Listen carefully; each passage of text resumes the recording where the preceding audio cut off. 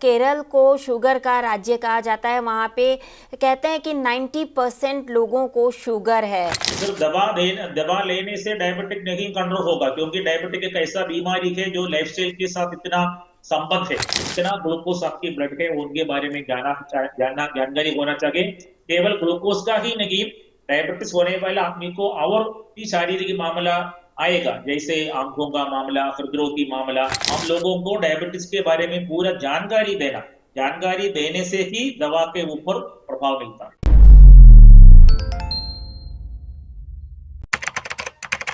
नमस्कार, D5 channel Hindi देख रहे दर्शकों का मैं वंदना स्वागत करती हूँ। आज हमारे साथ जुड़े हैं प्रोफेसर डॉक्टर गोप कुमार जी, जो कि केरल से हैं और मेडिकल सुप्रिटेंडेंट भी हैं। प्रोफेसर गोप कुमार जी, आपका बहुत बहुत स्वागत है हमारे इस प्रोग्राम में। Thank you. आज हम बात करेंगे शुगर पर। केरल को शुगर का राज्य कहा जाता है। वहाँ पे कहते हैं कि 90% लोगों को शुगर है। तो आज हम इसी पे बात करेंगे, डायबिटीज़ पर। तो आप हमें सबसे पहले ये बताइए कि डायबिटीज़ के सिम्टम्स क्या होते हैं। Diabetes is a very popular disease now. हमारे केरला में डायबिटीज काफी है, 90% तो नहीं। डायबिटीज का अर्ली सिम्टम्स है पोलियूरिया। पोलियूरिया मतलब मूत्र ज्यादा होना, रात में ही मूत्र ज्यादा होना और पसीने आना और ज्यादा प्यासा लगाना, ज्यादा भोजन खाना, ये भी प्रमेह और डायबिटीज का अर्ली सिम्टम्स है। अगर किसी को ऐसा एक सिम्टम है तो उनको ब्लड में ग्लूकोज का जांच करना पड़ेगा। खाने के पहले और खाने के 2 घंटे के बाद ब्लड में जो शुगर है ना, उसका प्रमाण निश्चित करना है। उसके बाद हम डायबिटीज को डायग्नोस करेंगे और डायग्नोस करने के बाद हमको प्रमेह के लिए और डायबिटीज के लिए करेक्ट लाइफस्टाइल करना पड़ेगा। लाइफस्टाइल करने के बाद हमें दवा लेना है और सिर्फ दवा लेने से डायबिटीज का क्योर नहीं मिलता। व्यायाम करना चाहिए, अपना मेंटल स्ट्रेस को अवॉइड करना चाहिए और अच्छी तरह हमारे एनवायरमेंटल हेल्थ को मेंटेन करना है। ऐसा ही हमें प्रमेह से मुक्त हो जाते हैं। समय समय पर डायबिटीज़ की जो वैल्यू है वो चेंज होती जाती है, तो ऐसा क्यों है? ऐसा तो बिल्कुल ऐसा नहीं होता ही, क्योंकि हमारे लाइफस्टाइल में चेंजेस आता है। अभी तो फास्टिंग ब्लड शुगर मींस खाने के पहले जो ब्लड में ग्लूकोज का वैल्यू है वो 80 to 120 है। 80 से 120 इसके रेंज में आना है और उसमें इतना कोई फर्क नहीं आता। मगर क्या होता है कि हमारे जिंदगी में लाइफस्टाइल चेंज होता है, तरह तरह के खाना हम खाते हैं, इसलिए खाने के बाद शुगर का वैल्यू इंक्रीज होता है। फिर भी डायबिटीज को डायग्नोस करने के लिए शुगर का वैल्यू ऑलवेज कम करना अच्छा होगा, क्योंकि पीपल तो उसके बाद अगर डायग्नोस करने के बाद वो लोग क्या करेगा, वो कुछ कंट्रोल करेगा।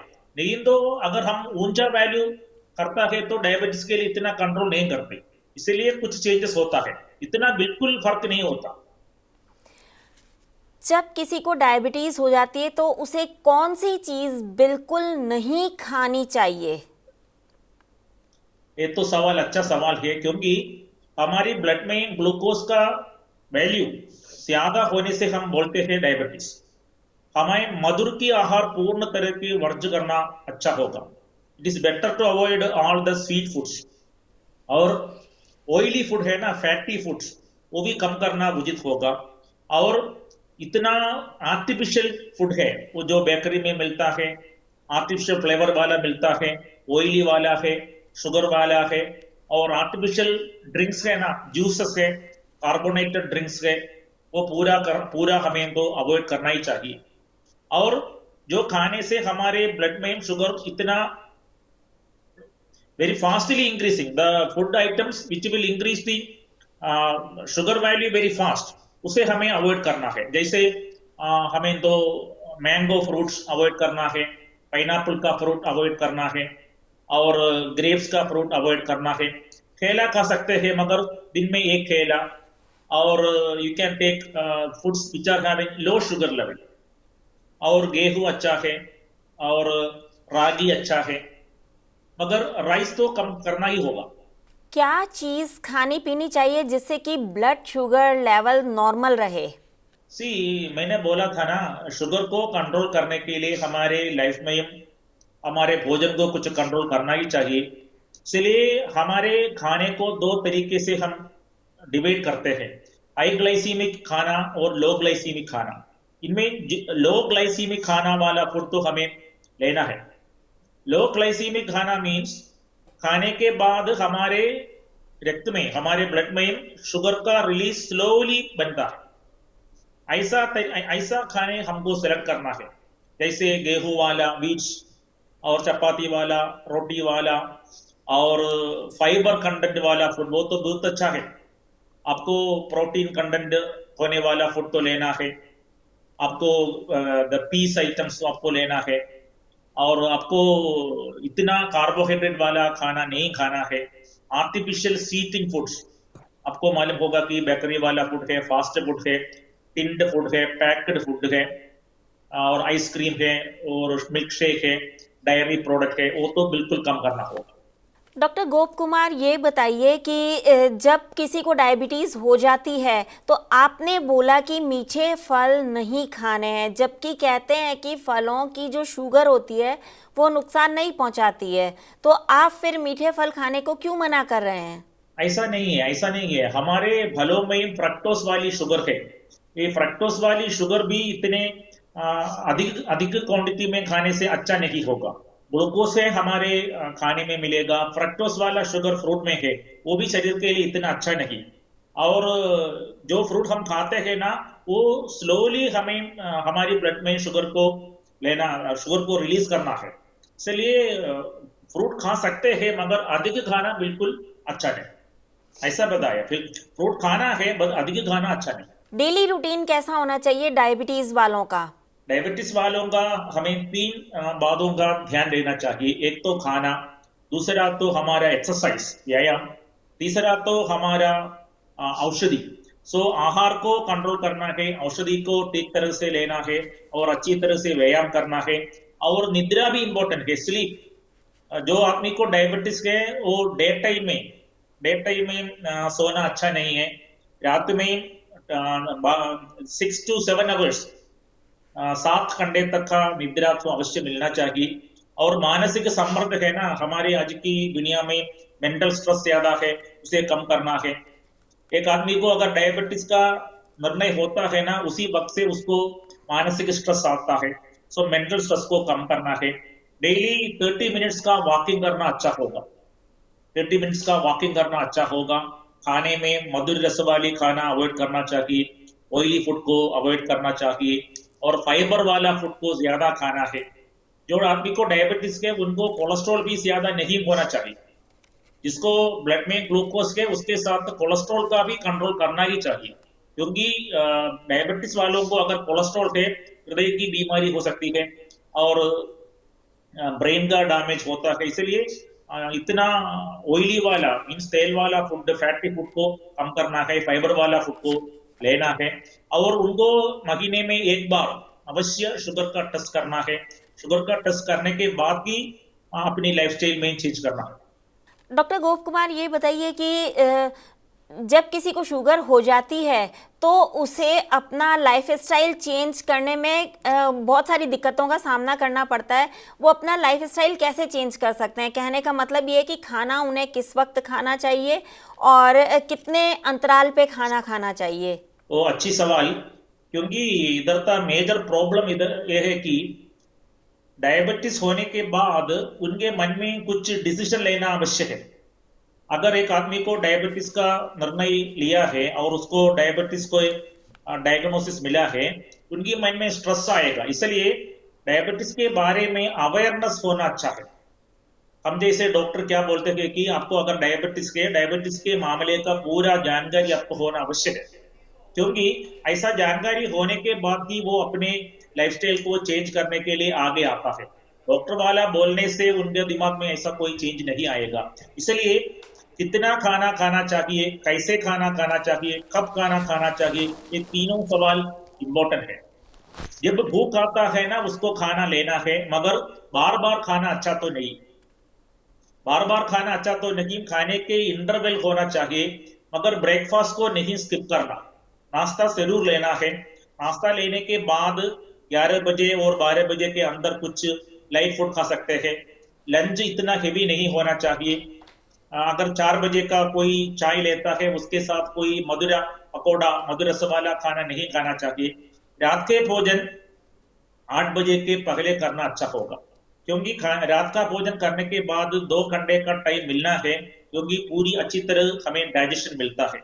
अब क्या होता है कि आदमी क्या करता है, वो लेट सफर लेता है, रात का भोजन लेट लेता है, उसके बाद टीवी वॉचिंग करता है और मोबाइल में कुछ देखता है और उसके बाद तुरंत सोने के लिए जाता है। वो अच्छा नहीं। रात के खाने खाने के बाद अच्छी तरह का डाइजेशन मिलने के लिए 2 घंटे जरूर मिलना है, इसलिए 8 घंटे तक खाना खाना ही अच्छा होगा। ब्रेकफास्ट तो नहीं स्किप करना, लंच इतना हेवी ना करना। और वेजिटेरियन नॉन वेजिटेरियन दोनों खा सकते हैं, मगर नॉन वेजिटेरियन खाने पर इतना ऑयली वाला, इतनी फ्राइड वाला आइटम्स को मिनिमाइज करना चाहिए। शरीर के किन अंगों पर डायबिटीज का प्रभाव पड़ता है? से डायबिटीज एक ऐसा बीमारी है जिससे हमारी ऑर्गनों का डैमेज होता है। डायबिटीज के हमारी आंखों की प्रॉब्लम होता है, जो उनकी अच्छी तरह का विजन कम होता है, उसे हम बोलते हैं डायबिटिक रेटिनोपैथी। और डायबिटिक अच्छी तरह नहीं कंट्रोल करने से हमारे किडनी, हमारे किडनियों का प्रॉब्लम होता है, उसको हम बोलते हैं डायबिटिक नेफ्रोपैथी। और हमारे पैरों पर रक्त की संचार होती है, वो कम होता है, इसलिए हमारे पैरों पर अगर एक इंजरी वुंड आता है, उसे हील करने में समय लगता है, सो वो इन्फेक्शन होगा, हमारी पैरों का नुकसान हो सकता है। और डायबिटीज ऐसा ठीक तरह से कंट्रोल न होने पर हृदरोग की बीमारी आने की संभावना है, और हमारे ब्रेन का भी न्यूरोलॉजिकल बीमारी आ सकते हैं। और इसलिए हमें ऐसा महसूस करना है कि डायबिटीज का कंट्रोल अच्छी तरह न करने पर हमारे किडनी का डैमेज होता है, आंखों की डैमेज होता है, हमारी शरीर की रक्त संचार की गति वो बहुत कम होती है। इसलिए डायबिटीज को कंट्रोल करना बहुत बहुत बड़ी बात है। और एक आदमी को अगर डायबिटीज है, उसका पहला ध्यान शरीर की रक्त संचार को नॉर्मल करने में होना चाहिए। इसलिए हम बोलते हैं आपको डायबिटीज है तो 30 मिनट तक वॉकिंग करना, चलना, व्यायाम करना वो बहुत अच्छा है, क्योंकि रक्त संचार का नॉर्मल गति बनाना बहुत इंपॉर्टेंट बात है। इसलिए हम बोलते हैं कम कार्बोहाइड्रेट खाओ, कम फैटी फूड खाओ, और दिन में 30 मिनट्स का वॉकिंग करना, व्यायाम करना। ऐसे हमें एक्सरसाइज और डाइट और हमारे भोजन और हमारे दवा, इन तीनों को एक साथ मिलकर ही हम डायबिटीज को कंट्रोल कर सकते हैं। क्या घर पर रहकर भी डायबिटीज को ठीक किया जा सकता है? हाँ, हर एक ट्रीटमेंट घर में ही शुरू होता है। अगर आपको डायबिटीज का मामला है, डॉक्टर आपको दवा देंगे, वो दवा देने के बाद आपको कुछ करना है। सिर्फ दवा लेने से डायबिटिक नहीं कंट्रोल होगा, क्योंकि डायबिटिक एक ऐसा बीमारी है जो लाइफस्टाइल के साथ इतना संबंध है। इसलिए घर में बैठने पर भी आपको खाने के टाइम के बारे में सोचना पड़ेगा, खाने की स्वभाव, द नेचर ऑफ फूड, उसके बारे में सोचना पड़ेगा, और खाने की क्वांटिटी, इतना खाना है कितना खाना चाहिए, उसके बारे में सोचना होगा। और घर वालों के साथ ही ठीक तरह का रिलेशन ही होना चाहिए, क्योंकि डायबिटिक वाला पेशेंट को मानसिक संमर्द आता है, वो हर वक्त अपने खाने के बारे में इतना सोच नहीं करते। इसलिए घर वालों का भी जिम्मेदारी है।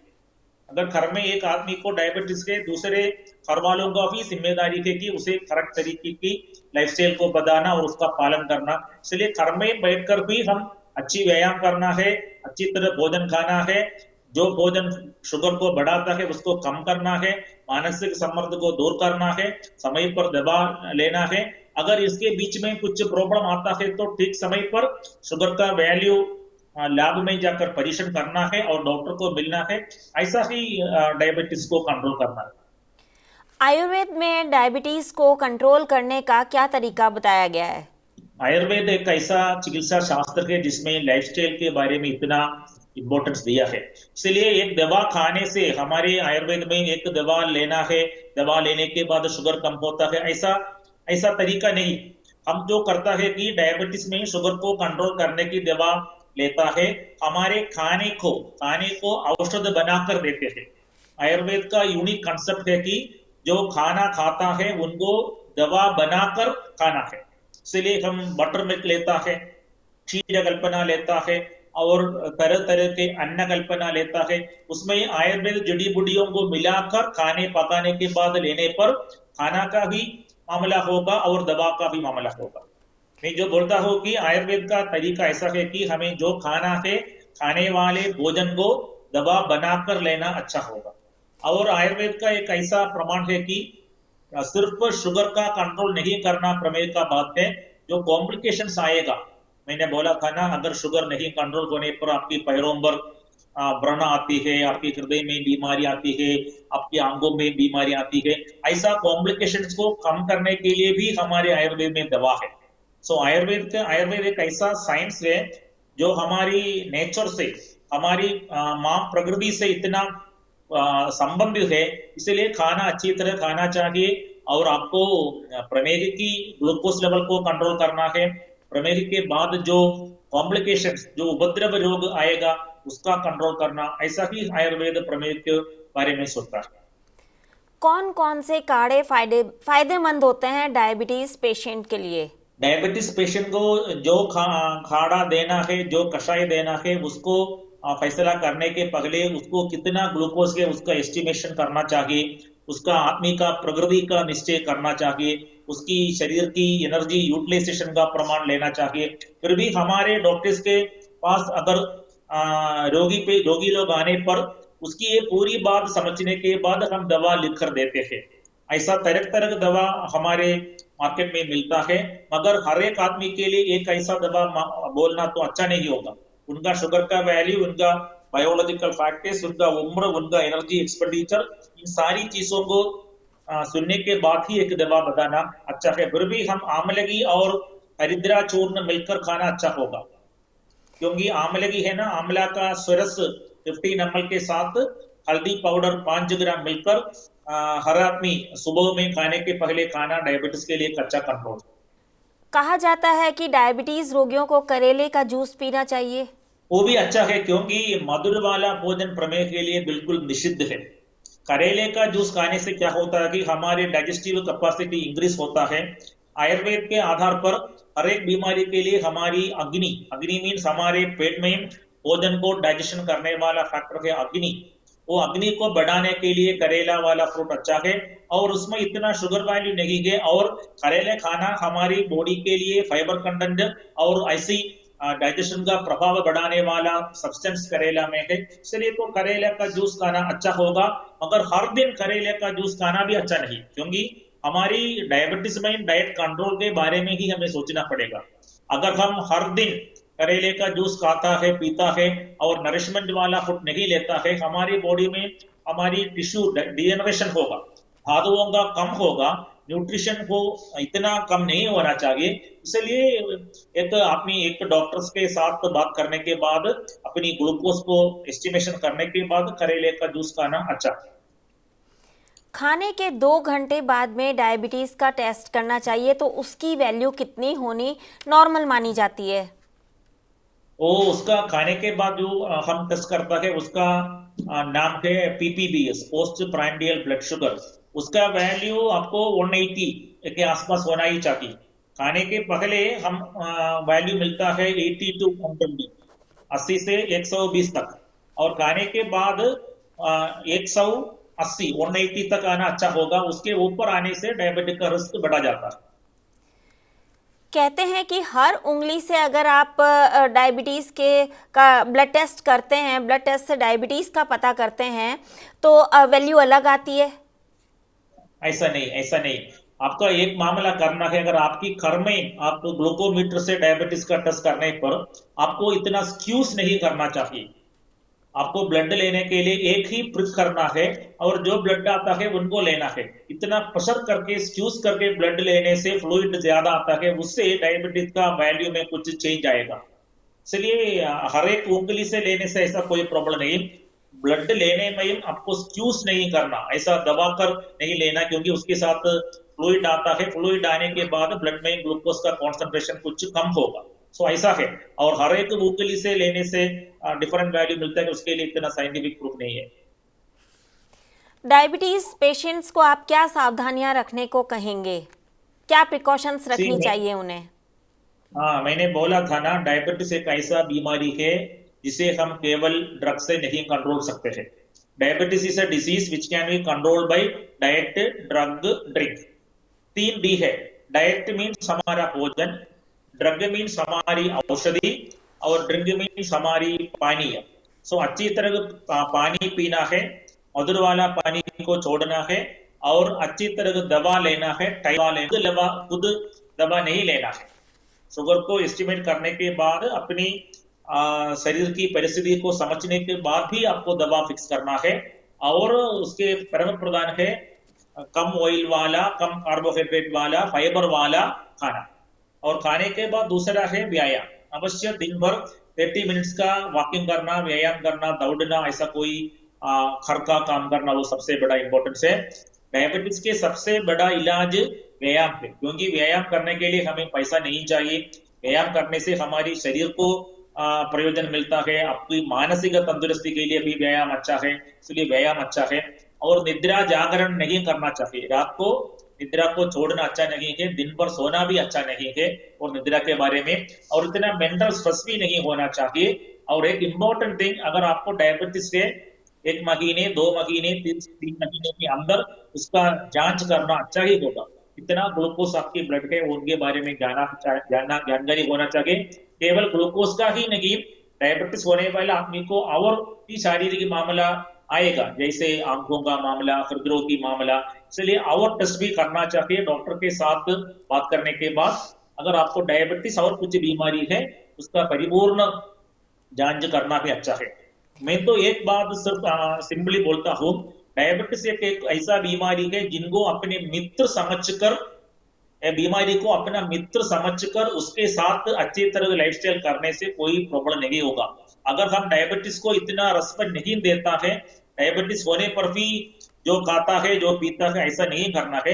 अपने प्रमेह को, अपने डायबिटीज को अपना मित्र बनाकर अच्छी तरह से लाइफस्टाइल करने से आज प्रमेह को हमें बहुत अच्छे से कंट्रोल करने की पूरी सुविधा मेडिकल साइंस में मिला है। जो लोग अल्कोहलिक ड्रिंकर होते हैं, उन्हें डायबिटीज भी हो तो उन्हें क्या सावधानियां रखनी चाहिए? तो अल्कोहल ही, इवन प्रमेह के बिना भी अगर डायबिटीज नहीं है फिर भी अल्कोहल लेना इतना अच्छा नहीं है।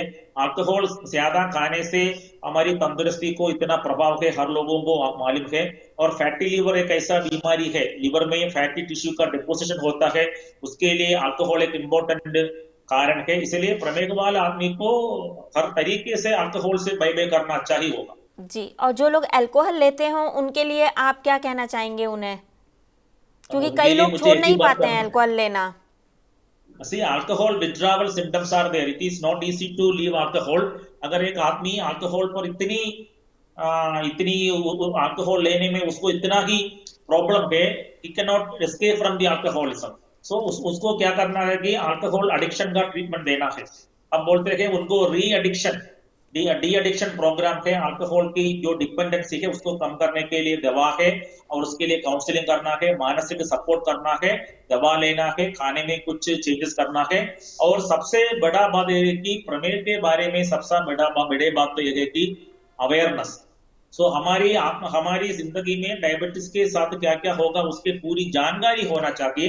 इसलिए हेल्थ एजुकेशन इज इम्पोर्टेंट।